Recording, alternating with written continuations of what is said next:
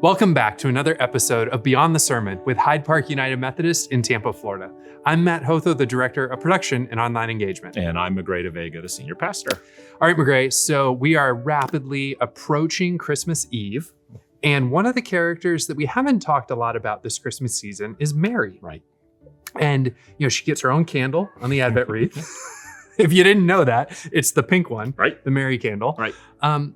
But in your sermon this week, you really went in on kind of the broader history into which Mary is stepping into. Right. And I thought you did a marvelous job of connecting it back to this rich Israelite history of tabernacle, of wandering, of yearning for God's presence, and how that came true for the ancient Israelites through the tabernacle. But then how Mary was doing a very similar thing. Yeah, I think the power of that analysis for me as I was doing it to prepare for the sermon is just to see the broad narrative that Mary and the birth of Jesus fits into, that it's not just a single isolated event, although it is the event that changed the course of human history. It's in the context of the long story, the broad view that begins all the way back thousands of years prior in the story of Exodus, which for the Old Testament is the significant moment of liberation.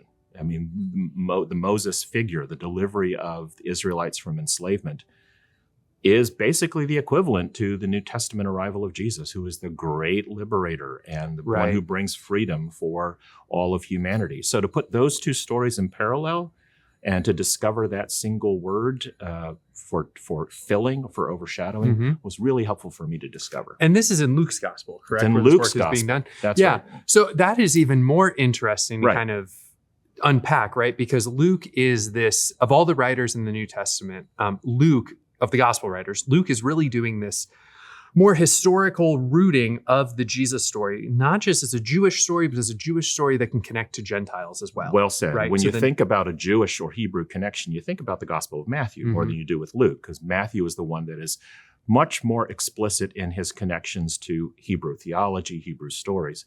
So you're right. It is fascinating that it's Luke who's doing this work. Yeah, and to then go back to that sort of word borrowing in some ways in the story of Acts, right? That's In his part 2 right. of his gospel story. So the same is true then for going in time the other way, moving into the future. So just like the word for filling and overshadowing goes back into history, the word doula anticipates the future birth of the church, which now involves our story. So I just love this idea that the incarnation of Jesus sort of transcends time and unites the past and the present and the future in this sort of singular, cosmic, broad narrative to show us that God has always been working on this and God will always be working on revealing love and presence for us. Yeah, which I think leads me to a theological reflection. There's a helpful guardrail, I think, that I like to remind our audience of our church, of anybody who really listens to this, who's a Christian,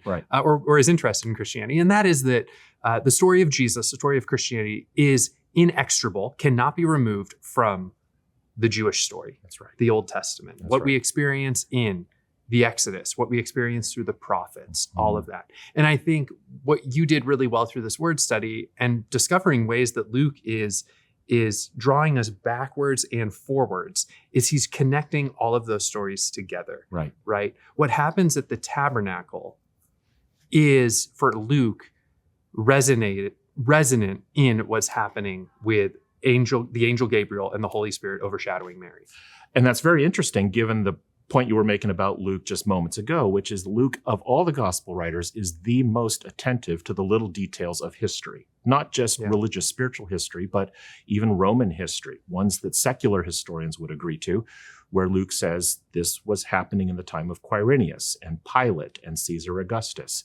So Luke is not only fusing secular history, but also theological history, spiritual history, that people who were part of the religious heritage of the Israelites would easily recognize. It's just a reminder that Luke pays attention to the fact that this was a real event, not just an esoteric, made-up, fanciful fable, but a story that can be located in real time to meet the needs of real people. And that historical rootedness is helpful because it reminds us again that we are connected to this ancient story. one of the ways that was kind of formed for me when I was growing up is when we did confirmation at Anona United Methodist, where I was a youth, is we actually went one time out to, we would do like mystery trips sometimes. So actually we didn't know what was happening, but as confirmation kids, we went out to Mayaca State Park for a camping trip. And it was supposed to be a retreat, confirmation retreat.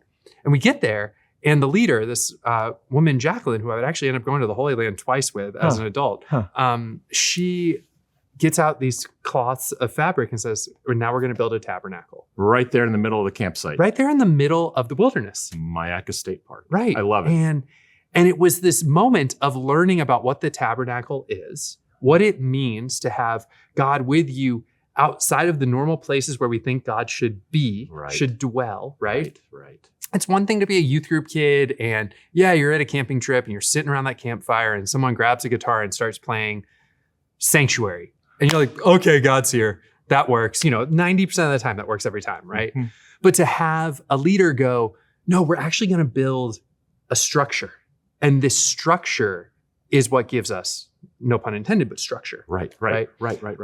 That for me really locked in this idea of, okay, God's presence in these ancient stories is tied to the work of the people building a structure for God to envelop, to dwell in. Again, in ancient times for these Jewish people who were stuck in the wilderness. But for us to experience that as kids and go, wait a second, that still can happen today. And because of Jesus, it also, yes, happens in our hearts and in our souls. But there's a both and to that. And I think that's kind of that theological checkpoint for me of, we cannot dismiss these things that have happened in the past, right? These stories of the past can still be very, very, very true to us today, even in Mayaca River State Park. Well, and I will say, as you were unpacking that wonderful memory and use the word both and, there's another both and here that I thought about as you were talking about tabernacle and temple. Theologically, tabernacle says a very important thing about God, which is that God is mobile. God travels with us. God is not fixed. God goes where we go, and we go where God goes. There is nothing that we experience where God is not. The temple is a very different idea, but it's also an idea of where God is. God is fixed. God is someplace and someone that we can go to. When all feels unstable and unsettled in our lives, God is the one source of faithfulness. So you have tabernacle, where God is portable and movable and God goes with us, and temple, where God is reliable, faithful, God is unchanging. So there's a story that Luke tells in which Mary and Joseph take Jesus to the temple when he's a certain age. And so you have this idea of Mary, who is sort of this tabernacle figure at the Annunciation, traveling to the temple where God is knowable and fixed and reliable and unchanging. And you have the meeting of these two theologies all in this one moment where Jesus is presented to the world as both tabernacle and temple together. And that is how we experience God.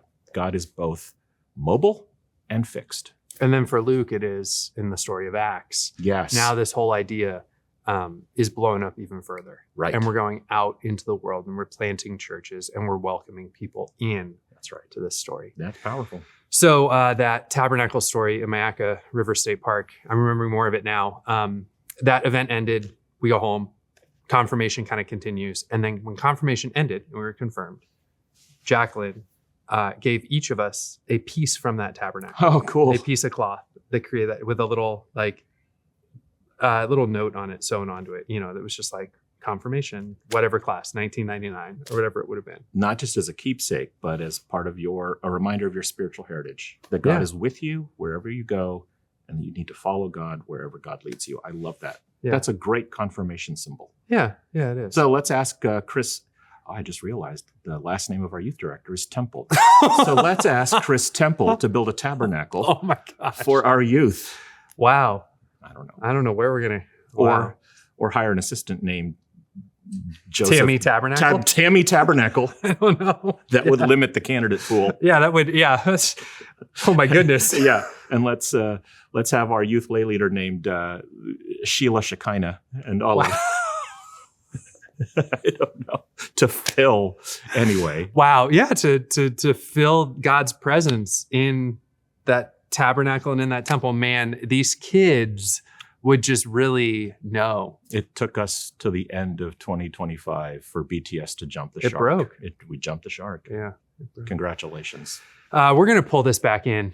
Are we? I think so. And Decker, we're gonna give you liberty as to what you cut or keep here. But I'm just gonna end with something practical, or end with asking you the practical. Good. Okay. Good. So as we wrap up this reflection on the temple, on the tabernacle, on the church, on what has been a really interesting memory for me of just kind of thinking back to those formative moments, Magrey, what is something practical that people can take away from this? How can they apply this idea of tabernacle, temple, church in their lives?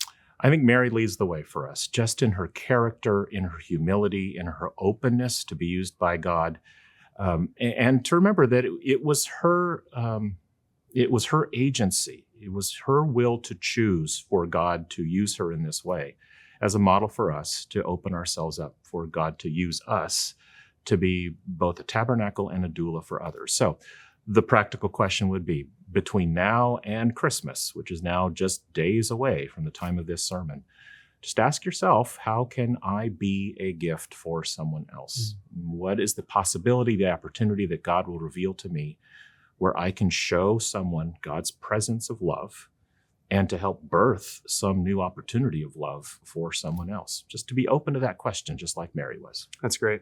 Well, I think that's a great place to wrap up for today. Thanks so much for joining us for this episode of Beyond the Sermon. We are on the heels of Christmas Eve. If you're watching this as it's been released, so on Christmas Eve, we'll have multiple ways for you to connect with us in person and online. And you can find out all of those at hydeparkumc.org/Christmas. I'm Mat Hotho. And I'm Magrey deVega. We'll see you next time.